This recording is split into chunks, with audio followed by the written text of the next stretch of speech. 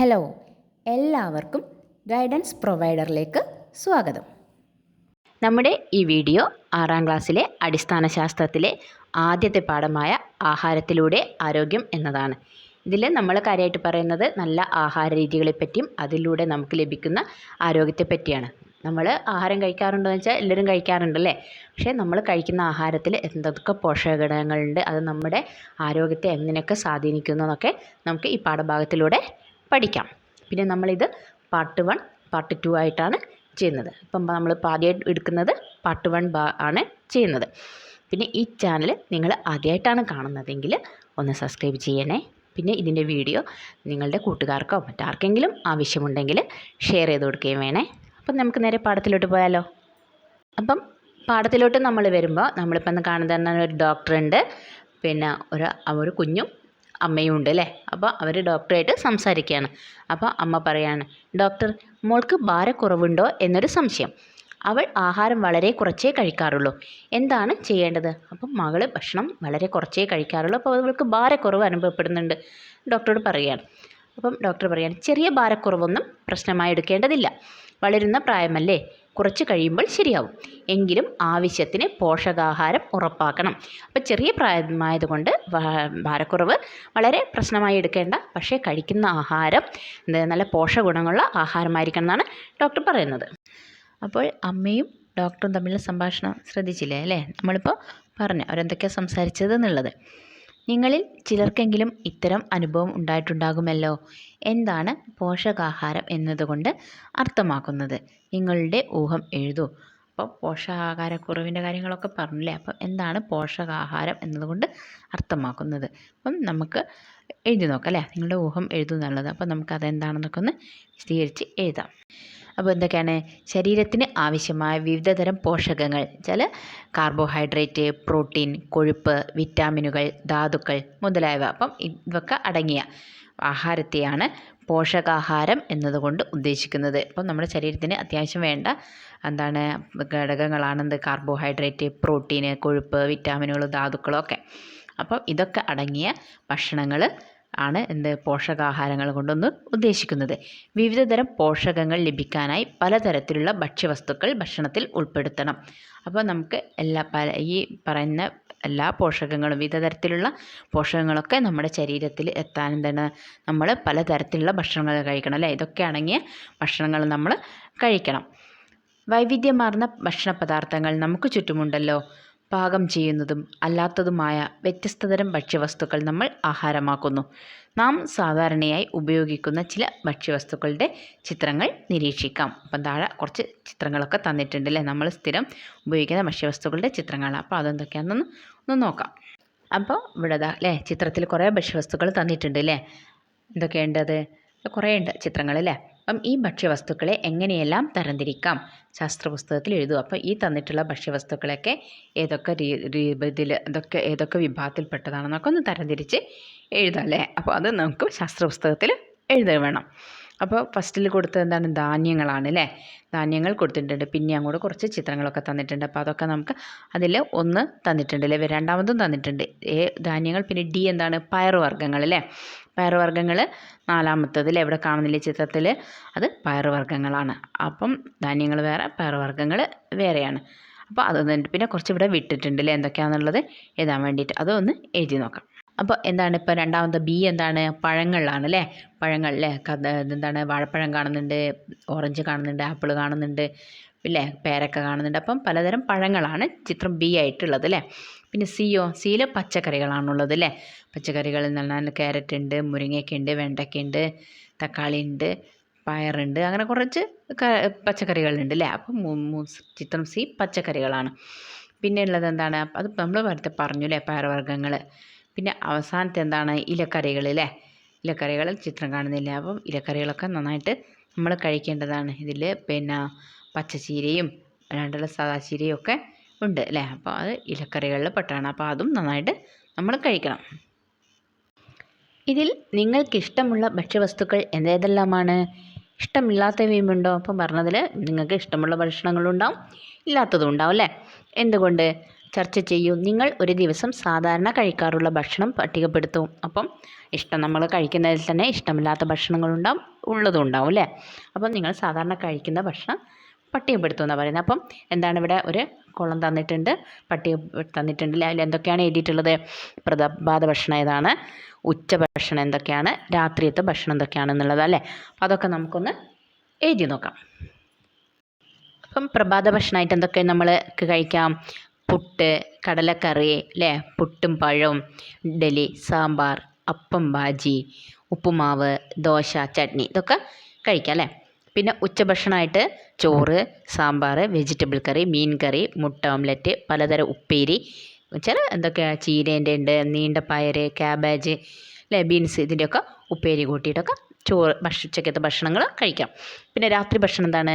ചപ്പാത്തി കഴിക്കുന്നുണ്ടാവും, ചോറ് കഴിക്കുന്നവരുണ്ടാവും അല്ലേ. പിന്നെ മീൻ കറി, വെജിറ്റബിൾ കറി, അതിനൊക്കെ കൂട്ടാം. മുത്താറിപ്പുട്ടുണ്ട്, ഓട്സ് ഉണ്ട്, ഇങ്ങനെയൊക്കെ രാത്രി 10 ഭക്ഷണം നമുക്ക് കഴിക്കാം. ഇഷ്ടമുള്ള ആഹാര പദാർത്ഥങ്ങൾ മാത്രമാണോ നാം കഴിക്കേണ്ടത്? താഴെ കൊടുത്തിരിക്കുന്ന സംഭാഷണങ്ങൾ ശ്രദ്ധിക്കൂ. അപ്പോൾ ഇവിടെ 2-3 കുട്ടികൾ സംസാരിക്കുന്നുണ്ട് അല്ലേ, അവരുടെ സംഭാഷണം ശ്രദ്ധിക്കുക. അപ്പോൾ നമ്മൾ ഇഷ്ടമുള്ള ആഹാര പദാർത്ഥങ്ങൾ മാത്രമാണോ കഴിക്കേണ്ടതെന്നാണ് ചോദിക്കുന്നത്. അപ്പോൾ എന്താണ് ഒരു കുഞ്ഞ് പറയുന്നത്? എന്താണ്? എനിക്ക് ഏറ്റവും ഇഷ്ടമുള്ളത് അപ്പവും കടലക്കറിയുമാണ്. മറ്റേ എനിക്കിഷ്ടം പുട്ടും പഴവുമാണ്. മറ്റേ ഞാൻ ദിവസവും നൂഡിൽസ് കഴിക്കാറുണ്ട്. അമ്മ എനിക്ക് എന്നും നൂഡിൽസ് ഉണ്ടാക്കിത്തരും. അപ്പം ഇതിൽ നമുക്ക് എന്താ മനസ്സിലാകുന്നത്? നമുക്ക് ഇഷ്ടമുള്ള ഭക്ഷണ പദാർത്ഥങ്ങൾ മാത്രമാണോ കഴിക്കേണ്ടത്? ഇപ്പം നൂഡിൽസ് ഇതിൽ ഗുണമുള്ളതൊന്നുമില്ല അല്ലേ. പക്ഷേ അപ്പവും കടലക്കറിയും നല്ല ഗുണമുള്ളതാണ്, പുട്ടും പഴവും നല്ല ഗുണമുള്ളതാണ്. പക്ഷേ നൂഡിൽസ് അത്ര ശരീരത്തിന് ഗുണം ചെയ്യുന്നതല്ല. വല്ലപ്പോഴൊക്കെ ഒരു ടേസ്റ്റിന് ഒക്കെ നമ്മളൊരു ഇഷ്ടത്തിന് കഴിക്കാൻ പറ്റുന്ന ഒരു ഫുഡാണ് നൂഡിൽസ്. മറ്റേതൊക്കെ നല്ലത് തന്നെയാണ്. അപ്പോൾ ഈ 3 പേരും പറഞ്ഞത് ശ്രദ്ധിച്ചില്ലേ അല്ലേ. ഈ 3 പേരുടെയും വളർച്ചയ്ക്കും ആരോഗ്യത്തിനും ഇവർക്ക് ഇഷ്ടമുള്ള ഭക്ഷണ പദാർത്ഥം മാത്രം മതിയാകുമോ? അപ്പോൾ ഓരോരുത്തരുടെ ഇഷ്ടങ്ങൾ പറഞ്ഞിട്ടല്ലേ. അപ്പോൾ ആ ഭക്ഷണ പദാർത്ഥം മാത്രം മതിയോ അവർക്ക് അവരുടെ ഒരു വളർച്ചയ്ക്കും ആരോഗ്യത്തിനൊക്കെ അത് മതിയോ എന്നാണ് ചോദിക്കുന്നത്. നിങ്ങളുടെ അഭിപ്രായം എഴുതൂ. ക്ലാസ്സിൽ അവതരിപ്പിച്ച് കാരണം വിശദീകരിക്കൂ. അപ്പോൾ അവരോരുത്തരും പറഞ്ഞ ഭക്ഷണങ്ങൾ നമ്മൾ വായിച്ചു. അപ്പം അത് തന്നെ മതിയോ, ഇനി കൂടുതലായിട്ടും വേണോ, എന്തെങ്കിലും അല്ലാണ്ടുള്ളത് വേണോ എന്നൊക്കെ ഉള്ളതല്ലേ. അപ്പോൾ അതൊന്നും നമുക്കൊന്ന് നമ്മുടെ വളർച്ചയ്ക്കും ആരോഗ്യത്തിനും നമുക്ക് ഇഷ്ടപ്പെട്ട ഭക്ഷണം മാത്രം കഴിച്ചാൽ പലപ്പോഴും മതിയാകില്ല. കാരണം നമ്മൾ ഇഷ്ടപ്പെടുന്ന ഭക്ഷണത്തിൽ ശരീരത്തിന് ആവശ്യമായ എല്ലാ പോഷകങ്ങളും ഉണ്ടായിരിക്കണമെന്നില്ല.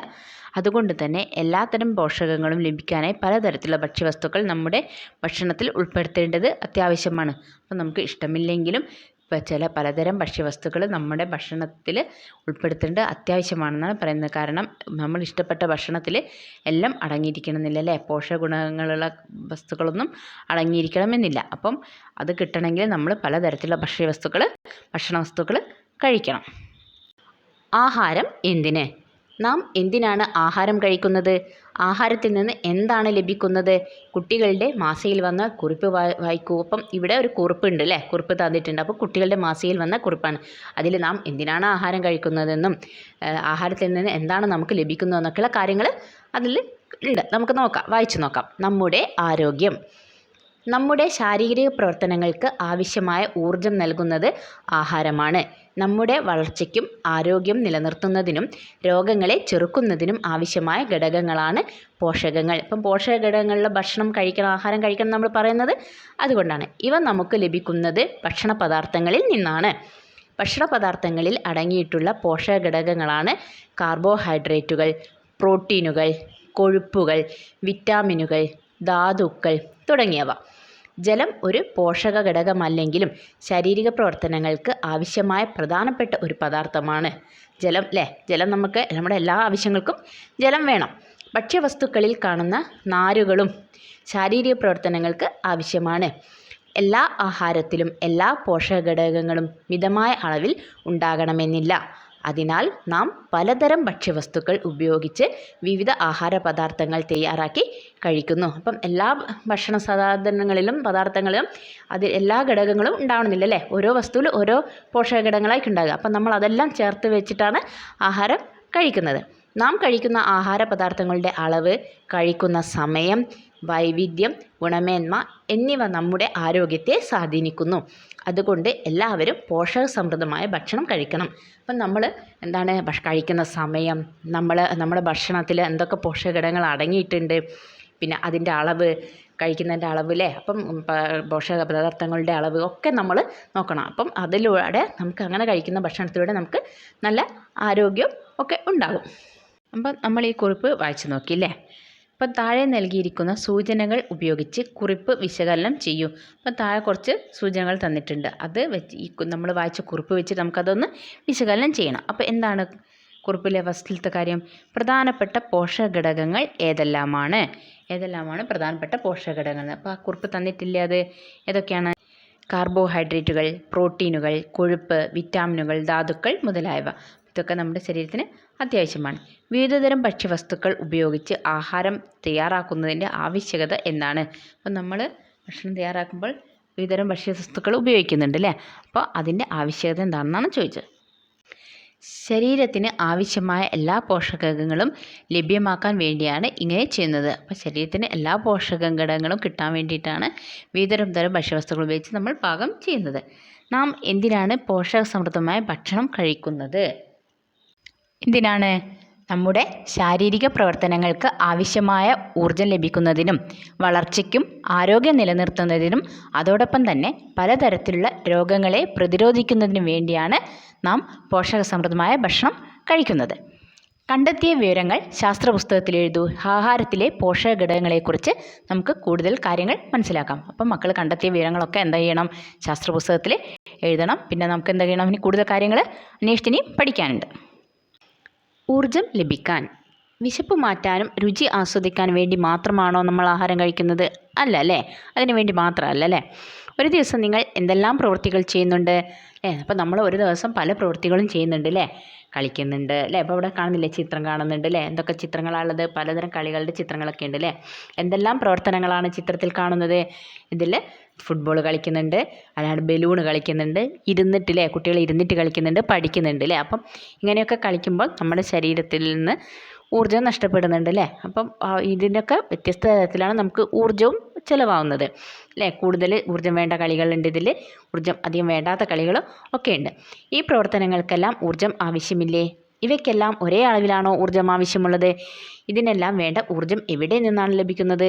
നമുക്ക് പരിശോധിക്കാം അല്ലേ. അപ്പോൾ ഇപ്പം പറഞ്ഞ പോലെ ഈ കളികൾക്കൊക്കെ വ്യത്യസ്ത തരത്തിലാണ് ഊർജ്ജം ആവശ്യമായിട്ട് വരുന്നത്. ഇരുന്ന് കളിക്കുന്നവർക്ക് അധികം ഊർജ്ജത്തിൻ്റെ ആവശ്യമില്ല.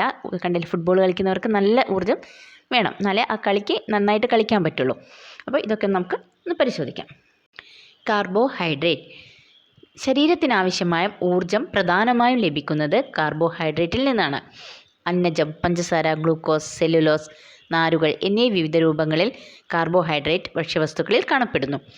ധാന്യങ്ങൾ, കിഴങ്ങുവർഗ്ഗങ്ങൾ എന്നിവയിൽ കൂടുതൽ അടങ്ങിയിരിക്കുന്നത് അന്നജമാണ്.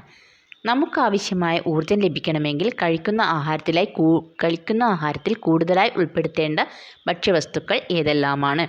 അപ്പോൾ നമുക്ക് ഊർജ്ജം അത്യാവശ്യമാണല്ലേ. നമ്മൾക്ക് ജോലി ചെയ്യാനും പഠിക്കാനും കളിക്കാനും ഒക്കെ എന്ത് വേണം? നമുക്ക് ഊർജ്ജം വേണം. അപ്പം ഊർജ്ജം കൂടുതലായിട്ട് ലഭിക്കണമെങ്കിൽ നമ്മൾ കഴിക്കുന്ന ഭക്ഷണത്തിൽ എന്തൊക്കെ ഉൾപ്പെടുത്തണം എന്നാണ് ചോദിക്കുന്നത്. നമുക്ക് എന്തൊക്കെ ഉൾപ്പെടുത്താം? ധാന്യങ്ങൾ, കിഴങ്ങ് വർഗ്ഗങ്ങൾ, അതോടൊപ്പം തന്നെ നാരുകൾ അടങ്ങിയ ഭക്ഷണങ്ങൾ, അതായത് പഴങ്ങൾ, പച്ചക്കറികൾ എന്നിവയും ഉൾപ്പെടുത്തണം. അപ്പം നമ്മൾ ഭക്ഷണത്തിൽ എന്താണ് ഇത്തരം സാധനങ്ങളൊക്കെ നന്നായിട്ട് ഉൾപ്പെടുത്തിയാൽ നമുക്ക് കൂടുതലായിട്ട് ഊർജ്ജം ലഭിക്കും. അപ്പോൾ ഇവിടെ എന്താണുള്ളത്? ഇവിടെ ഒരു കുഞ്ഞുണ്ടല്ലേ, ഒരു കുട്ടിയുണ്ട്. കുട്ടി പറയുകയാണ്, എന്താണ് പറയുന്നത്? ഞാൻ എന്നും പാൽ കുടിക്കാറുണ്ട്, പാലിൽ നിന്ന് അന്നജം ലഭിക്കുമോ?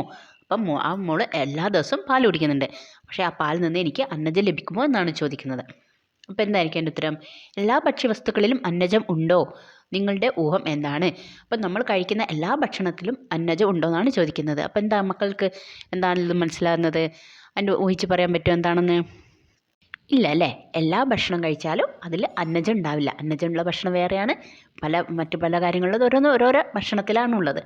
അപ്പം എല്ലാ ഭക്ഷണത്തിലും അന്നജം അടങ്ങിയിട്ടില്ല. നാം കഴിക്കുന്ന ആഹാര പദാർത്ഥങ്ങളിൽ അന്നജം ഉണ്ടോ എന്ന് എങ്ങനെ കണ്ടെത്തും? അപ്പം ഒരു പരീക്ഷണം ചെയ്തു നോക്കാം. അപ്പം നമ്മൾ കഴിക്കുന്ന ഭക്ഷണത്തിൽ ആ അന്നജം ഉണ്ടോ എന്ന് നമുക്ക് അറിയണ്ടേ, വേണ്ടേ? അപ്പോൾ അതിന് നമുക്കൊരു പരീക്ഷണം ചെയ്തു നോക്കാം. Iodine test. ആവശ്യമായ സാമഗ്രികൾ എന്താണ്? 2 ടെസ്റ്റ് ട്യൂബ്, പാൽ, നേർപ്പിച്ച അയഡിൻ ലായനി, കഞ്ഞിവെള്ളം. അപ്പോൾ ഇതൊക്കെ ടെസ്റ്റ് നടത്താൻ നമുക്ക് വേണം. അപ്പം പരീക്ഷണത്തിന് ആവശ്യമായ സാധനങ്ങൾ നമ്മൾ എടുത്തു അല്ലേ. എന്താണ് ഇതിൻ്റെ പ്രവർത്തനം? 2 ടെസ്റ്റ് ട്യൂബ് എടുക്കുക. ഒന്നിൽ അല്പം പാലും രണ്ടാമത്തേതിൽ അല്പം കഞ്ഞിവെള്ളം എടുക്കുക. ഓരോന്നിലും 2-3 തുള്ളി അയഡിൻ ലായനി ചേർക്കൂ.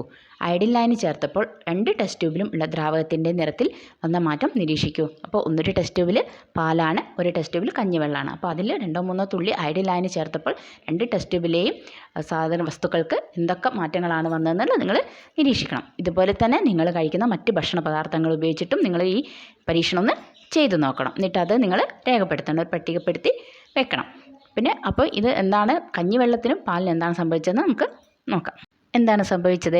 പാൽ നിറച്ച ഒന്നാമത്തെ ടെസ്റ്റ് ട്യൂബിൽ അയോഡിൻ ലായനി ചേർത്താൽ നിറം മാറ്റം കാണപ്പെടുന്നില്ല. എന്നാൽ കഞ്ഞിവെള്ളം നിറച്ച ടെസ്റ്റ് ട്യൂബിൽ ഇരുണ്ട നീല നിറം കാണപ്പെടുന്നു. അത് നിങ്ങൾക്ക് ചെയ്തു നോക്കിയാൽ മനസ്സിലാവും. ഇവിടെ എന്താണ്, ഇവിടെ ഒരു പട്ടിക തന്നിട്ടുണ്ട് അല്ലേ. അപ്പോൾ അതിലെന്താണുള്ളത്? കുറച്ച് ഭക്ഷ്യവസ്തുക്കളുടെ പേരുണ്ട്. പിന്നെന്താണ്, അയഡിൻ ലായനി ചേർത്തപ്പോഴുള്ള നിറമാറ്റം എന്താണെന്നുള്ളത് നമ്മൾ എഴുതുക വേണം അല്ലേ. അപ്പം ഭക്ഷ്യവസ്തുക്കൾ എന്താണ്? ഉരുളക്കിഴങ്ങുണ്ട്, വെള്ളരിയുണ്ട്, മൈദയുണ്ട്, മുട്ടയുടെ വെള്ളയുണ്ട്. അപ്പം ഒന്ന് നമുക്ക് കൂടുതലായിട്ട് എഴുതുകയും ചെയ്യാം. അപ്പം അതിലൊക്കെ അയഡിൻ ലായനി ചേർത്താൽ ഉണ്ടാകുന്ന മാറ്റം എന്താണെന്ന് നമ്മൾ കണ്ടുപിടിച്ച് എഴുതണം. അപ്പം ഉരുളക്കിഴങ്ങിന് അയഡിൻ ലായനി ചേർത്തപ്പോൾ എന്ത് നിറമാണ് ഉണ്ടാവുന്നത്? ഒരു ഇരുണ്ട നീല നിറമാണ് ഉണ്ടാവുന്നത്. പിന്നെ വെള്ളരിക്ക് മാറ്റമൊന്നും ഉണ്ടാവുന്നില്ല, അയഡിൻ ലായനി ചേർത്താൽ ഒരു മാറ്റവും വരുന്നില്ല. മൈദ അതിനും ഇരുണ്ട നീല നിറം വരുന്നുണ്ട് അയഡിൻ ലായനി ചേർക്കുമ്പോൾ. മുട്ടയുടെ വെള്ളയ്ക്കും മാറ്റമൊന്നും ഉണ്ടാവുന്നില്ല. പിന്നെ നമുക്ക് കൂടുതലായിട്ട് അരി ഏതല്ലേ, അരിയിൽ നമ്മൾ അയഡിൻ ലായനി ചേർക്കുമ്പോൾ ഇരുണ്ട ഒരു നീല നിറം ഉണ്ടാകുന്നുണ്ട്. അപ്പം ഇതൊക്കെ നമുക്ക് വീട്ടിൽ നമ്മൾ ഉപയോഗിക്കുന്ന വസ്തുക്കളാണല്ലേ. അപ്പം വീണ്ടും കൂടുതലായിട്ട് മക്കൾക്ക് വീണ്ടും ചെയ്തു നോക്കട്ടെ. വേറെയും വസ്തുക്കളൊക്കെ ഉപയോഗിച്ചിട്ട് ഒക്കെ ഓരോന്ന് ചെയ്തു നോക്കാം. അന്നജം അയഡിനുമായി ചേരുമ്പോൾ ഇരുണ്ട നീല നിറം ഉണ്ടാവുന്നു.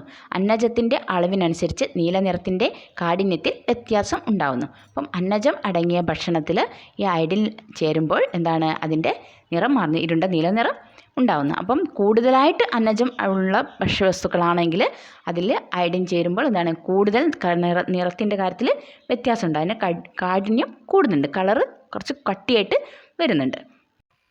നിങ്ങൾ പരിശോധിച്ച ഭക്ഷ്യവസ്തുക്കളിൽ ഏതിലെല്ലാമാണ് അന്നജം കൂടുതലായി ഉള്ളതെന്ന് അയഡിൻ ലായനി ചേർത്തപ്പോഴുണ്ടായ നിറത്തിൻ്റെ കാഠിന്യം നിരീക്ഷിച്ച് കണ്ടെത്തും. അപ്പം നിങ്ങൾ വീട്ടിൽ ചെയ്തു നോക്കാൻ പറഞ്ഞിട്ടുണ്ടല്ലോ. അപ്പോൾ അത് വെച്ച് ചെയ്തുമ്പം ഏതൊക്കെ വസ്തുക്കൾക്കാണ് നിറത്തിൻ്റെ കാഠിന്യം കൂടുന്നത്? ചിലത് ലൈറ്റ് നിറമായിട്ടുണ്ടാവുക, കട്ടിയിലുള്ള ഇരുണ്ട നിറം ഉണ്ടാവില്ല, ഇളം നീല നിറത്തിലൊക്കെയാണ് ഉണ്ടാവുക. ചിലത് നല്ല കാഠിന്യമുള്ള കളറിൻ്റെ കടും കളറിൽ വരും. അപ്പം അതൊക്കെ ഏതൊക്കെയാണെന്നുള്ളത് നിരീക്ഷിച്ച് കണ്ടെത്തണം. പിന്നെ നിങ്ങൾ സാധാരണ കഴിക്കുന്ന ആഹാരം നേരത്തെ പട്ടികപ്പെടുത്തിയിട്ടുണ്ടല്ലോ. പട്ടിക വിശകലനം ചെയ്ത് അന്നജമുള്ള വസ്തുക്കളാണോ നിങ്ങൾ കൂടുതലായി ഉപയോഗിക്കുന്നതെന്ന് പരിശോധിക്കുക. അപ്പം നിങ്ങൾ ഉണ്ടാക്കിയ പട്ടിക വെച്ച് നോക്കിയിട്ട് നിങ്ങൾ വീട്ടിൽ കഴിക്കുന്ന ഭക്ഷണത്തിൽ അന്നജം കൂടുതലുള്ളതാണോ എന്നുള്ളത് നിങ്ങൾക്ക് കണ്ടെത്താൻ പറ്റും. ഇങ്ങനെ പരീക്ഷിച്ചിട്ട് ചെയ്ത് നോക്കിയാൽ നിങ്ങൾക്ക് അത് അറിയാൻ പറ്റും. അങ്ങനെ അത് നിങ്ങൾ ചെയ്ത് നോക്കുക. അധിക വായനയ്ക്ക് അപ്പോൾ എന്താണ് വേണ്ടത്? ചെറുധാന്യങ്ങൾ, മില്ലറ്റ്സ് അല്ലേ. അപ്പം അതെന്താണ്? പുല്ലുവർഗത്തിൽപ്പെട്ട വിളകളാണ് ചെറുധാന്യങ്ങൾ അഥവാ മില്ലറ്റുകൾ. അരി, ഗോതമ്പ് എന്നിവയെ അപേക്ഷിച്ച് വളരെ ഉയർന്ന തോതിലുള്ള പ്രോട്ടീൻ, വിറ്റാമിൻ, ധാതുലവണങ്ങൾ എന്നിവ ഇവയിലുണ്ട്. നാരുകളാൽ സമ്പന്നമായ ചെറുധാന്യങ്ങൾ ദഹനപ്രക്രിയയിൽ പ്രധാന പങ്ക് വഹിക്കുന്നു. മുൻകാലങ്ങളിൽ പക്ഷികൾക്കും മൃഗങ്ങൾക്കും ഉള്ള ഭക്ഷണമായിട്ടാണ് ഇവ ഉപയോഗിച്ചു വന്നിരുന്നത്. ഇവയുടെ പോഷകമൂല്യം മനസ്സിലാക്കിയതോടു കൂടിയാണ് മനുഷ്യരും ആഹാരമായി ഉപയോഗിച്ചു തുടങ്ങിയത്. റാഗി, ബജ്റ, തിന, ചോളം, ചാമ തുടങ്ങിയവ ഈ വിഭാഗത്തിൽ പെടുന്നു. അപ്പം ഇതൊക്കെ ചെറുധാന്യങ്ങൾ. ഈ താഴെ പറഞ്ഞ റാഗി, ബജ്റ, തിന, ചോളം, ചാമ തുടങ്ങിയവയൊക്കെ എന്താണ്? ചെറുധാന്യങ്ങളാണ്. ഇതിൽ ഒരുപാട് പ്രോട്ടീൻ അടങ്ങിയിട്ടുണ്ട് അല്ലേ. അപ്പം ഇതൊക്കെ എന്താണ്? നല്ലതാണ്, നമുക്ക് ശരീരത്തിന് നല്ലതാണ്. വിറ്റാമിനുകളും ധാതുലവണങ്ങളൊക്കെ ഇതിൽ ഉണ്ട്.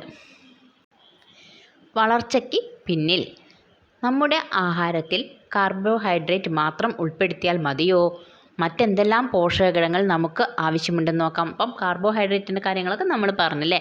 അപ്പം നമ്മുടെ ആഹാരത്തിൽ കാർബോഹൈഡ്രേറ്റ് മാത്രം മതിയോ നമ്മുടെ വളർച്ചയ്ക്കൊക്കെ നമുക്ക് പ്രവൃത്തികൾ ചെയ്യാനും നമ്മൾക്ക് വളരാനൊക്കെ അത് മതിയോ? മറ്റെന്തെല്ലാം പോഷകഘടകങ്ങളാണ് വേണ്ടത്? അപ്പോൾ പ്രോട്ടീൻ അല്ലേ. അപ്പോൾ ഇതവിടെ കണ്ടില്ലേ ചിത്രത്തിൽ നോക്ക്. ചിത്രത്തിൽ ഡോക്ടർ പറയുന്ന കുറച്ച് കാര്യങ്ങളുണ്ട് അല്ലേ, നോക്കാം. അപ്പം ആദ്യം കുട്ടിയുടെ അമ്മയാണ് പറയുന്നത്. ഒന്നും ചെയ്യാൻ മോന് ഉഷാറില്ല, എപ്പോഴും നല്ല ക്ഷീണമാണെന്ന് പറയുന്നു. എന്താണ് ഡോക്ടർ? അപ്പം ഡോക്ടറോട് പറയുകയാണ്, ഒന്നും ചെയ്യാൻ മോന് പറ്റുന്നില്ല, എപ്പോഴും നല്ല ക്ഷീണമാണെന്ന് പറയുന്നു എന്ന് ഡോക്ടറോട് പറയുകയാണ്. അപ്പോൾ ഡോക്ടർ, കുട്ടിക്ക് വളർച്ച കുറവുണ്ട്, മുട്ട, ചെറുപയർ, നിലക്കടല, മത്സ്യം, പാൽ തുടങ്ങിയ ആഹാരങ്ങൾ ധാരാളമായി നൽകണം. അപ്പം വളർച്ച കുറവുണ്ട് അല്ലേ, മനസ്സിലായപ്പം എന്താ പറയണത്? മുട്ട കൊടുക്കണം, ചെറുപയർ കൊടുക്കണം, നിലക്കടല, മത്സ്യം, പാൽ, ഇതൊക്കെ കുട്ടിക്ക് കൊടുക്കാൻ വേണ്ടി പറയുകയാണ്. അപ്പം കുട്ടിയുടെ അമ്മയോട് ഡോക്ടർ പറഞ്ഞതെല്ലാവരും കണ്ടില്ലേ അല്ലേ, വായിച്ചില്ലേ അതെന്താണെന്ന്? അപ്പോൾ ഡോക്ടർ ഇങ്ങനെ പറയാൻ കാരണം എന്താണ് കുട്ടിക്ക് വളർച്ചക്കുറവുണ്ട് അല്ലേ, വളർച്ചക്കുറവുള്ളത് കൊണ്ടാണ് ഡോക്ടർ ഇത്തരം ഭക്ഷണങ്ങളൊക്കെ കഴിക്കണമെന്ന് പറഞ്ഞത്. സ്കൂളിലെ ആരോഗ്യ ക്ലബ്ബ് സംഘടിപ്പിച്ച പരിപാടിയിൽ ഡയറ്റീഷ്യൻ നൽകിയ നിർദ്ദേശങ്ങൾ എന്തൊക്കെയാണെന്ന് വായിക്കൂ. അപ്പോൾ ഇവിടെ ഡയറ്റീഷ്യൻ തന്ന നിർദ്ദേശങ്ങളുണ്ട്. എന്തൊക്കെയാണ്? ശരീരനിർമ്മിതിക്കും വളർച്ചയ്ക്കും ആവശ്യമായ ഒരു പ്രധാന പോഷകഘടകമാണ് പ്രോട്ടീൻ. പേശികൾ, തലമുടി, ത്വക്ക് എന്നിവയുടെ ആരോഗ്യത്തിന് പ്രോട്ടീൻ ആവശ്യമാണ്.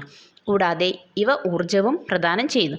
പ്രോട്ടീൻ്റെ കുറവ് മൂലം കാഷിയോർക്കർ, മാരാസ്മസ് എന്നീ രോഗങ്ങൾ ഉണ്ടാകുന്നു. അപ്പം നമ്മുടെ ശരീരത്തിന് കൂടുതലായിട്ടും വേണ്ട എന്താണല്ലേ, അത്യാവശ്യപ്പെട്ട ഒന്നാണ് പ്രോട്ടീൻ. അപ്പോൾ പ്രോട്ടീൻ അടങ്ങിയ ഭക്ഷണങ്ങൾ നമ്മൾ കൂടുതൽ കഴിക്കണമല്ലേ, അത് പേശികൾക്കും തലമുടിക്കും ത്വക്കിനുമൊക്കെ ഗുണം ചെയ്യുന്നുണ്ട്. അവയുടെ ആരോഗ്യത്തിന് പ്രോട്ടീൻ അത്യാവശ്യമാണെന്നാണ് പറയുന്നത്. പ്രോട്ടീൻ്റെ ധർമ്മങ്ങൾ എന്തെല്ലാമാണ്? പ്രോട്ടീൻ്റെ കുറവ് മൂലം ഉണ്ടാകുന്ന രോഗങ്ങൾ എന്തെല്ലാമാണ്? ചർച്ച ചെയ്യൂ. പ്രോട്ടീൻ അടങ്ങിയ ഭക്ഷ്യവസ്തുക്കളുടെ ചിത്രങ്ങളാണ് തന്നിട്ടുള്ളത്, അവ തിരിച്ചറിഞ്ഞ് എഴുതുക. അപ്പം അതിൽ അടങ്ങിയ ചിത്രങ്ങൾ ഇവിടെ തന്നിട്ടുണ്ട് അല്ലേ, അപ്പോൾ അത് തിരിച്ചറിഞ്ഞ് എഴുതണം. ഈ ചിത്രം നോക്ക്, ഇതെന്താണ്? ഇത് ഭക്ഷ്യവസ്തുക്കളുടെ ചിത്രങ്ങളാണ് അല്ലേ. അപ്പോൾ അതൊക്കെ നമുക്ക് പൂരിപ്പിക്കണം. 2 ഇവിടെ തന്നിട്ടുണ്ട്, 2-3 ഇവിടെ തന്നിട്ടുണ്ട് അല്ലേ. എന്തൊക്കെയാണ്? പനീറുണ്ട്, മാംസമുണ്ട്, മത്സ്യമുണ്ട് അല്ലേ. ബാക്കിയുള്ളത് നമുക്ക് പൂരിപ്പിക്കണം. അപ്പോൾ ആദ്യം തന്നെ ഉള്ളത് എന്താണെന്ന് നമുക്ക് മനസ്സിലായോ? ചെറുപയർ അല്ലേ, അത് ചെറുപയറാണ്. പിന്നെ ഉള്ളത് പനീർ തന്നിട്ടുണ്ട്, പിന്നെ കശുവണ്ടി, നിലക്കടല, പിന്നെ ഉള്ള 2 തന്നാണ് മാംസം, മത്സ്യം, പിന്നെ മുട്ട, പാല്. ഇതൊക്കെയാണ് ഈ ചിത്രത്തിലുള്ളത്. ഇവയിൽ ഏതെല്ലാം നിങ്ങളുടെ ഭക്ഷണത്തിൽ ഉൾപ്പെടുന്നുണ്ട്? നമ്മളിപ്പം പറഞ്ഞ കുറേ ഭക്ഷണ സാധനങ്ങൾ നമ്മൾ കണ്ടില്ലേ, ചിത്രം കണ്ടില്ലേ. അപ്പം അതിൽ നിങ്ങൾ ഭക്ഷണത്തിൽ എന്തൊക്കെ ഉൾപ്പെടുന്നുണ്ട് ചർച്ച ചെയ്യൂ. നിങ്ങളിൽ സസ്യാഹാരം മാത്രം കഴിക്കുന്നവർ ഉണ്ടാവുമല്ലോ. അപ്പം ഇതിലെ നമ്മളെ മുട്ട, മത്സ്യം, മാംസം അങ്ങനത്തെ ഒക്കെ കഴിക്കാതെ വെറും പച്ചക്കറി ഭക്ഷണം മാത്രം കഴിക്കുന്നവരുണ്ടാവും അല്ലേ. അവരിൽ പ്രോട്ടീൻ്റെ കുറവ് ഉണ്ടാകാതിരിക്കാൻ ആഹാരത്തിൽ ഏതെല്ലാം പദാർത്ഥങ്ങൾ ഉൾപ്പെടുത്തണം? പ്രോട്ടീൻ അടങ്ങിയ കൂടുതൽ ഭക്ഷ്യവസ്തുക്കൾ കണ്ടെത്തി ശാസ്ത്രപുസ്തകത്തിൽ എഴുതൂ. നമുക്കതൊന്ന് എഴുതി നോക്കാം. സസ്യാഹാരം മാത്രം കഴിക്കുന്നവർ പ്രോട്ടീൻ ലഭിക്കുന്നതിന് വേണ്ടി പരിപ്പ്, പയറുവർഗ്ഗങ്ങളൊക്കെ കൂടുതലായിട്ട് ഭക്ഷണത്തിൽ ഉൾപ്പെടുത്തണം. കടല നമുക്കറിയാലോ, 2 തരം കടലയുണ്ട്, കറുത്ത കടലയുണ്ട്, വെളുത്തുള്ള കടലയുണ്ട്. ആ 2 ഉപയോഗിക്കാം. ചെറുപയർ, വൻപയർ, സോയാബീൻ, കിഡ്നി ബീൻസ്, ബദാം, നിലക്കടല, പാല്, തൈര് മുതലായവയിൽ ധാരാളം പ്രോട്ടീൻ അടങ്ങിയിരിക്കുന്നുണ്ട്. അപ്പം സസ്യാഹാരം മാത്രം കഴിക്കുന്നവർ ഇത്തരം ഭക്ഷണങ്ങൾ ശ്രദ്ധയോടെ കഴിച്ചാൽ നമുക്ക് ശരീരത്തിൽ പ്രോട്ടീൻ്റെ അളവ് വേണ്ട രീതിയിൽ നിലനിർത്താൻ കഴിയും. കൊഴുപ്പ്, ഫാറ്റ്, കാർബോഹൈഡ്രേറ്റ്, പ്രോട്ടീൻ എന്നിവ പോലെ കൊഴുപ്പും നമുക്ക് ആവശ്യമാണ്. ഒരേ അളവിൽ കൊഴുപ്പും കാർബോഹൈഡ്രേറ്റും പ്രോട്ടീനും എടുത്താൽ ഏറ്റവും കൂടുതൽ ഊർജ്ജം ലഭിക്കുന്നത് കൊഴുപ്പിൽ നിന്നാണ്. നാം കഴിക്കുന്ന ഭക്ഷ്യവസ്തുക്കളിൽ കൊഴുപ്പുണ്ടോ എന്ന് എങ്ങനെ കണ്ടെത്താം? അപ്പം എന്തെങ്ങനെയാണ് ചെയ്യാൻ പറ്റിയത്? അപ്പം നിങ്ങളുടെ ഭക്ഷണത്തിൽ ഉൾപ്പെടുന്നുണ്ടോ എന്നറിയാൻ ഒരു പ്രവർത്തനം ചെയ്തു നോക്കൂ. എന്താണത്? ഒരു വെള്ള പേപ്പർ എടുത്ത് അതിൽ ഒരു തുള്ളി എണ്ണ ഒഴിക്കൂ. പേപ്പർ നിരീക്ഷിക്കൂ. ഇതുപോലെ ഒരു പേപ്പറിൽ നെയ്യും ഒഴിച്ചു നോക്കൂ. എണ്ണയും നെയ്യും പേപ്പറിൽ ഒഴിച്ചപ്പോൾ ഉണ്ടായ മാറ്റം നിരീക്ഷിച്ച് കൊഴുപ്പിൻ്റെ സാന്നിധ്യം തിരിച്ചറിയൂ. താഴെ പറയുന്ന ആഹാര വസ്തുക്കൾ പേപ്പറിൽ ഉരച്ച് ഇതേ പരീക്ഷണം ചെയ്യൂ. നിരീക്ഷണം പട്ടികപ്പെടുത്തൂ. നിങ്ങളുടെ കണ്ടെത്തലുകൾ ക്ലാസ്സിൽ ചർച്ച ചെയ്യൂ. അപ്പം താഴെ ഒരു പട്ടികയിൽ കുറച്ച് ഭക്ഷണ സാധനങ്ങൾ തന്നിട്ടുണ്ട് അല്ലേ. അപ്പം അതിൽ എത്രത്തോളം കൊഴുപ്പിൻ്റെ സാന്നിധ്യമുണ്ട് എന്നുള്ളത് മക്കൾ കണ്ടെത്തണം. അപ്പം എന്നിട്ട് അതിൻ്റെ നിരീക്ഷണം പട്ടികപ്പെടുത്തണം. നിങ്ങളുടെ കണ്ടെത്തലുകൾ ക്ലാസ്സിൽ അവതരിപ്പിക്കുകയും വേണേ. ഇവിടെ പട്ടിക കണ്ടില്ലേ? ഈ പട്ടികയിൽ ആഹാര വസ്തുക്കൾ തന്നിട്ടുണ്ട് അല്ലേ. ആഹാര വസ്തുക്കൾ ഏതൊക്കെയാണ് തന്നിട്ടുണ്ട്, പിന്നെ അതിൻ്റെ നിരീക്ഷണ ഫലം എന്താണെന്ന് നമ്മൾ എഴുതണം. അപ്പോൾ ഇതിൽ ചിപ്സ് ഉണ്ട്, പച്ചവാഴയ്ക്കുണ്ട്, ചതച്ച എള്ളുണ്ട്, ഉണങ്ങിയ തേങ്ങയുണ്ട്, ചതച്ച നിലക്കടലയുണ്ട് അല്ലേ. അപ്പോൾ ഇതിലൊക്കെ കൊഴുപ്പിൻ്റെ അംശം ഉണ്ടോ എന്നുള്ളത് നമുക്ക് അറിയണം. അപ്പം ആദ്യത്തേതാണ് ചിപ്സ്. ചിപ്സിൽ എങ്ങനെയാണ് കൊഴുപ്പിൻ്റെ അംശം ഉണ്ടോ? ചിപ്സിൽ ഉണ്ട് അല്ലേ. അതെങ്ങനെയാണ് നേരിട്ട് ഉള്ളതല്ല അല്ലേ. നമ്മളിപ്പം പച്ചക്കായ കൊണ്ടാണ് ഇപ്പം ചിപ്സ് ഉണ്ടാക്കുന്നത്, അല്ലെ വേറെ ഇപ്പം ഉരുളക്കിഴങ്ങ് കൊണ്ട് അങ്ങനെയൊക്കെ ഉണ്ടാക്കുമ്പം നമ്മൾ അതിൽ എണ്ണയിലിട്ട് വറുക്കുന്നത് കൊണ്ട് അതിൽ വരുന്നതാണ് അല്ലേ, അതിൽ എണ്ണേൻ്റെ അംശം ഉണ്ടാകുന്നതാണ്. അപ്പം നേരിട്ട് നമ്മളിപ്പോൾ നോക്കുമ്പോൾ പച്ചവാഴക്കയിൽ ഇല്ല, വാഴക്കയിൽ എണ്ണയുടെ അംശം ഇല്ല, കൊഴുപ്പുണ്ടാവുന്നില്ല. പക്ഷേ ചിപ്സ് ഉണ്ടാക്കുമ്പം അതിൽ എണ്ണയിൽ വറുത്തെടുക്കുന്നതുകൊണ്ട് നമുക്ക് അത് തൊട്ട് നോക്കിയാൽ നമ്മളെ കയ്യിലൊക്കെ ആക്കിയാൽ അതിൽ എണ്ണയുണ്ട്. പിന്നെ പച്ചവാഴക്കയിൽ കൊഴുപ്പ് ഇല്ല. ചതച്ച എള്ളിൽ കൊഴുപ്പിൻ്റെ അംശമുണ്ട് അല്ലേ, എള്ളിനെ കൊണ്ട് എണ്ണയൊക്കെ ഉണ്ടാക്കുന്നില്ല അല്ലേ. പിന്നെ ഉണങ്ങിയ തേങ്ങ അതിലും ഉണ്ട്, അതിന് നമ്മൾ വെളിച്ചെണ്ണയൊക്കെ ഉണ്ടാക്കുന്നത്. അപ്പം ഇതൊക്കെ നമ്മൾ ചതക്കി നോക്കിയാൽ നമുക്ക് അറിയാൻ പറ്റും, അതിലൊക്കെ ഒരു എണ്ണയുടെ അംശം വരുന്നുണ്ട്. പിന്നെ ചതച്ച നിലക്കടല അതിലും ഉണ്ട്, കൊഴുപ്പിൻ്റെ അംശം ഉണ്ട്. നിങ്ങൾക്കറിയാവുന്ന കൊഴുപ്പടങ്ങിയ മറ്റ് ഭക്ഷണ പദാർത്ഥങ്ങളുടെ പേരെഴുതൂ. നിങ്ങൾ തയ്യാറാക്കിയ ലിസ്റ്റിൽ എണ്ണ, നെയ്യ്, മാംസം, മുട്ട, തേങ്ങ, എള്ള്, കടുക്, നിലക്കടല, പാൽ, വെണ്ണ തുടങ്ങിയ ഭക്ഷണ പദാർത്ഥങ്ങൾ ഉൾപ്പെട്ടിട്ടുണ്ടല്ലോ. സസ്യങ്ങളിൽ നിന്നും ജന്തുക്കളിൽ നിന്നും നമുക്ക് കൊഴുപ്പ് ലഭിക്കുന്നുണ്ട് അല്ലേ. ഇതൊക്കെ നമ്മളിപ്പം പറഞ്ഞ സസ്യങ്ങളിൽ നിന്ന് ലഭിക്കുന്നതാണ് അല്ലേ. ജന്തുക്കളിൽ നിന്നും നമുക്ക് കൊഴുപ്പ് ലഭിക്കുന്നുണ്ട്.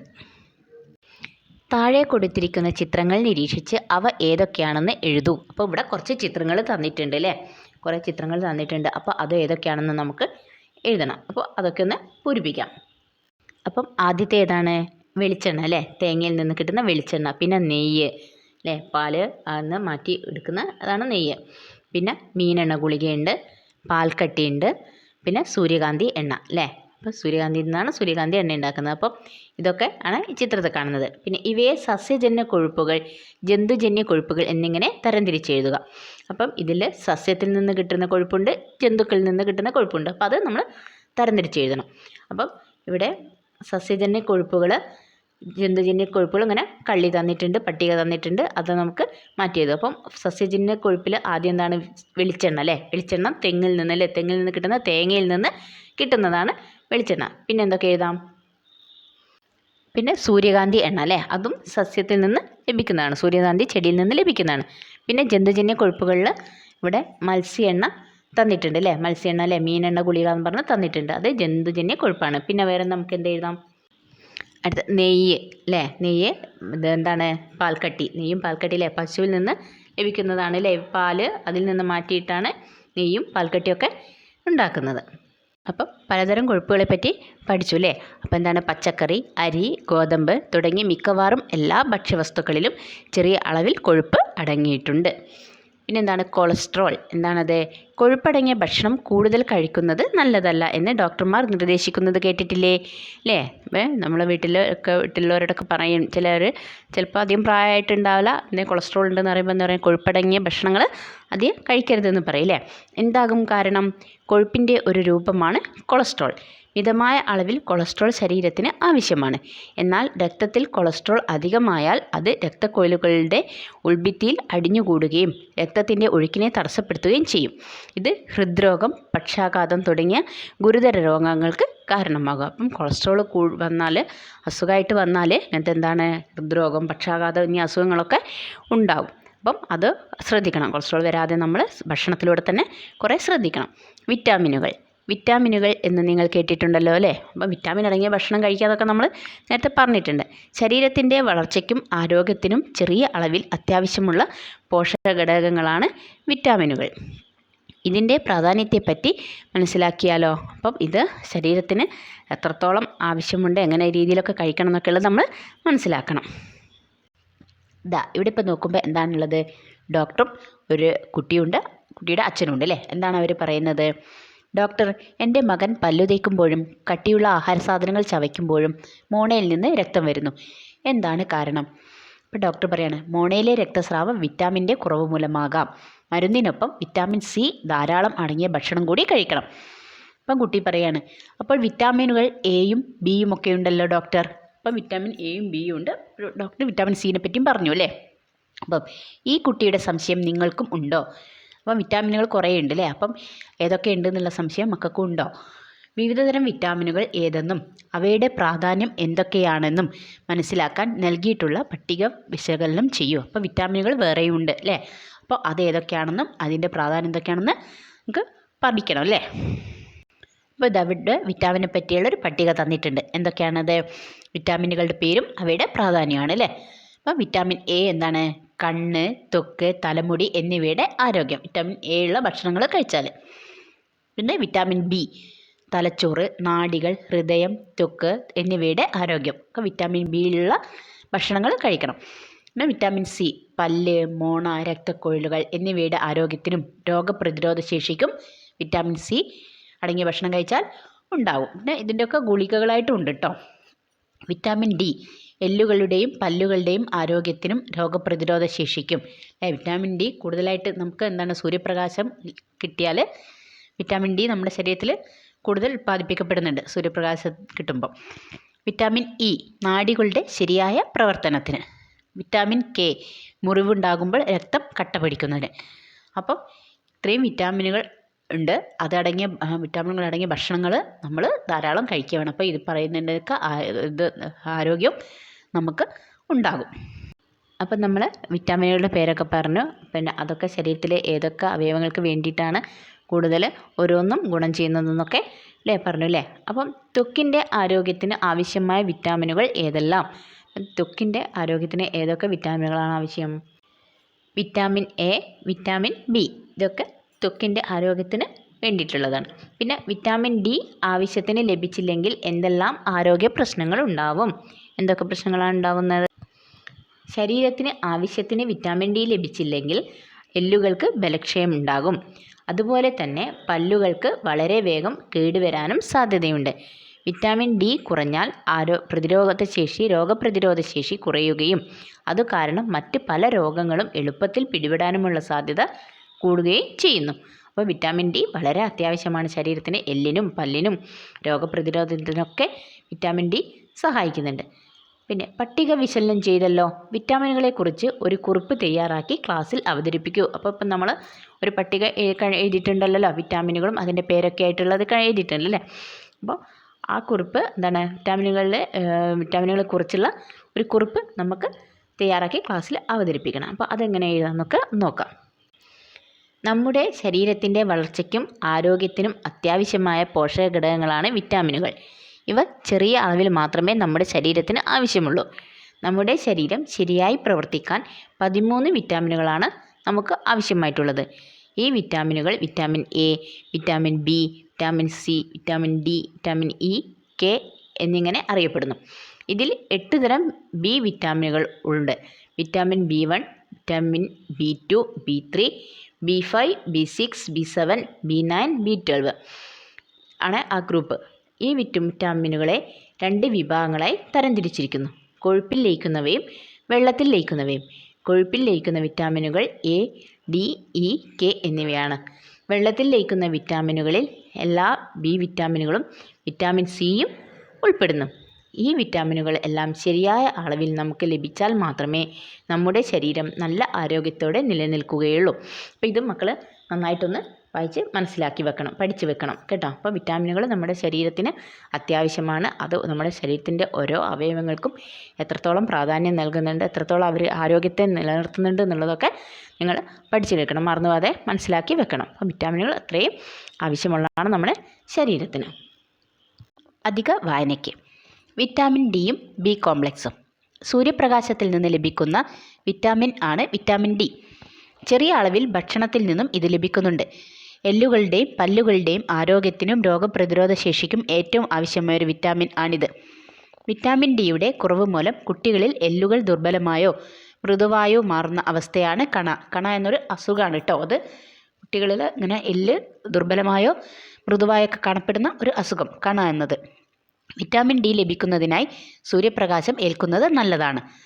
നമ്മുടെ ശാരീരിക പ്രവർത്തനങ്ങൾക്ക് വളരെ അത്യാവശ്യം വേണ്ട ഒരു കൂട്ടം വിറ്റാമിനുകളാണ് ബി കോംപ്ലക്സ്. 8 തരം ബി വിറ്റാമിനുകളുടെ കൂട്ടമാണിത്. ആരോഗ്യം നിലനിർത്തുന്നതിൽ വിറ്റാമിൻ ബി കോംപ്ലക്സ് നിർണായകമായ പങ്ക് വഹിക്കുന്നു. കോശത്തിൻ്റെ ആരോഗ്യം, ചുവന്ന രക്താണുക്കളുടെ വളർച്ച, കാഴ്ചശക്തി, നാഡീപ്രവർത്തനം, ഹൃദയ സംബന്ധമായ ആരോഗ്യം എന്നിവയ്ക്കെല്ലാം ബി കോംപ്ലക്സ് ആവശ്യമാണ്. വിറ്റാമിനുകളുടെ കുറവ് മൂലമുണ്ടാകുന്ന ശാരീരിക പ്രശ്നങ്ങൾ ഒഴിവാക്കാൻ എന്തെല്ലാം ആഹാരങ്ങൾ കഴിക്കണം? ഏതെല്ലാം ആഹാരങ്ങൾ കഴിക്കണം? വ്യത്യസ്ത വിറ്റാമിനുകൾ അടങ്ങിയ ആഹാര പദാർത്ഥങ്ങൾ ഏതെല്ലാമെന്ന് പട്ടിക നിരീക്ഷിച്ച് മനസ്സിലാക്കൂ. റഫറൻസ് പുസ്തകങ്ങൾ പരിശോധിച്ച് കൂടുതൽ ഭക്ഷ്യവസ്തുക്കൾ ഉൾപ്പെടുത്തി പട്ടിക വിപുലീകരിക്കുമല്ലോ. അപ്പം ഇതവിടെ ഒരു പട്ടിക തന്നിട്ടുണ്ട്. അതിൽ കുറേ വിറ്റാമിനുകളുടെ പേരും തന്നിട്ടുണ്ട്. ആ വിറ്റാമിനുകൾ അടങ്ങിയ ഭക്ഷണത്തിൻ്റെ പേരും തന്നിട്ടുണ്ട് അല്ലേ. പിന്നെ അവർ കുറേ വിട്ടിട്ടുണ്ട്. അതിൽ നമ്മൾ റഫറൻസ് പുസ്തകങ്ങളൊക്കെ പരിശോധിച്ചിട്ടെന്നാണ് പറയുന്നത്. അപ്പം എന്നിട്ട് അതിൽ കൂടുതൽ നമുക്ക് അതിൽ ചേർക്കാം. എന്തൊക്കെ ഭക്ഷ്യവസ്തുക്കളിൽ വിറ്റാമിനുകൾ എയും ബി സിയും ഒക്കെ എല്ലാം അടങ്ങിയിട്ടുണ്ടെന്ന് നമുക്ക് ചേർക്കാം. അപ്പോൾ അതൊന്നും നമുക്ക് എഴുതി നോക്കാം. അപ്പോൾ എന്താണ് വിറ്റാമിൻ എ? വിറ്റാമിൻ എയിൽ എന്തൊക്കെയാണ് ഇവിടെ തന്നത്? മത്സ്യം, ക്യാരറ്റ്, ഇതൊക്കെ എന്താണ് ഇതിലൊക്കെ വിറ്റാമിൻ എ അടങ്ങിയിട്ടുണ്ട്. പിന്നെ നമുക്ക് അങ്ങോട്ട് എന്തൊക്കെ എഴുതാം? മുട്ടയുണ്ട്, ഇലക്കറികളുണ്ട്, മധുരക്കിഴങ്ങുണ്ട് അല്ലേ, ഇതൊക്കെ എഴുതാം.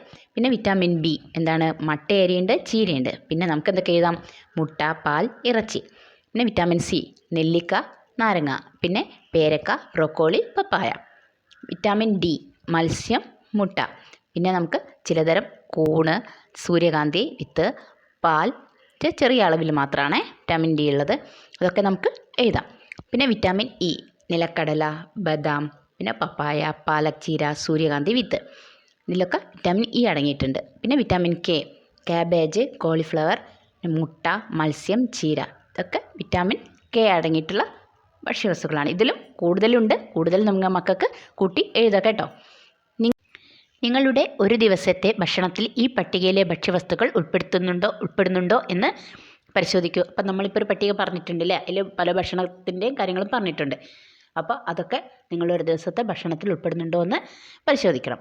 നമ്മുടെ ചുറ്റുപാടുകളിൽ നിന്ന് കിട്ടുന്ന ഭക്ഷ്യയോഗ്യമായ ഇലകൾ, പഴവർഗ്ഗങ്ങൾ എന്നിവയിൽ വിവിധയിനം വിറ്റാമിനുകൾ ധാരാളം അടങ്ങിയിരിക്കുന്നു. മുരിങ്ങയില, ചീര, പേരക്ക, പപ്പായ, മാങ്ങ തുടങ്ങി വിവിധ ഭക്ഷ്യവസ്തുക്കൾ ആഹാരത്തിൽ ഉൾപ്പെടുത്തേണ്ടതിൻ്റെ ആവശ്യകത മനസ്സിലായില്ലേ? മക്കൾക്ക് മനസ്സിലായില്ലേ? അപ്പോൾ എന്താണ് ഇത്തരം ഭക്ഷണവസ്തുക്കൾ നമ്മൾ നമ്മുടെ ആഹാരത്തിൽ ഉൾപ്പെടുത്തണം അല്ലേ. അപ്പം നമുക്ക് ആവശ്യത്തിന് വേണ്ട വിറ്റാമിനുകളും ഒക്കെ കിട്ടണം. അപ്പം അത് നമ്മൾ ശ്രദ്ധിച്ച് കഴിക്കുക അല്ലേ. ഏതൊക്കെ ഭക്ഷണങ്ങൾ നമ്മൾ കഴിക്കണം എന്നുള്ളത് ശ്രദ്ധിച്ച് കഴിക്കുക.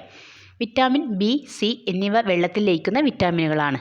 എ, ഡി, ഇ, കെ എന്നീ വിറ്റാമിനുകൾ കൊഴുപ്പിൽ മാത്രമേ ലയിക്കുകയുള്ളൂ. കൊഴുപ്പിൻ്റെ അഭാവത്തിൽ ഈ വിറ്റാമിനുകൾ ശരീരത്തിൽ ആഗിരണം ചെയ്യപ്പെടുകയില്ല. ഭക്ഷണത്തിൽ കൊഴുപ്പ് ഉൾപ്പെടുത്തേണ്ടതിൻ്റെ പ്രാധാന്യം മനസ്സിലായില്ലേ?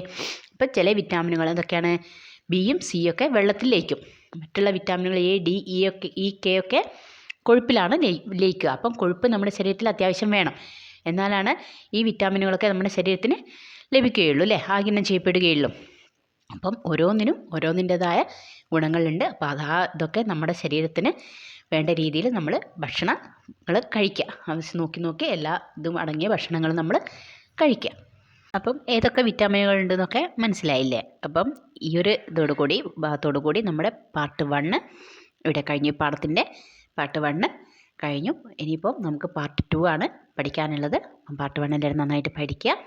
പിന്നെ ഈ ചാനൽ നിങ്ങൾ ആദ്യമായിട്ട് കാണുന്നതെങ്കിൽ ഒന്ന് സബ്സ്ക്രൈബ് ചെയ്യണേ. പിന്നെ ഈ ക്ലാസ്സിൻ്റെ വീഡിയോ ആർക്കെങ്കിലും ആവശ്യമുണ്ടെങ്കിൽ മക്കൾ ഷെയർ ചെയ്ത് കൊടുക്കുകയും വേണേ. അപ്പോൾ നമുക്കിനി അടുത്ത് പാർട്ട് 2 പഠിക്കാം അല്ലേ. അപ്പോൾ അതുമായിട്ട് കാണാം.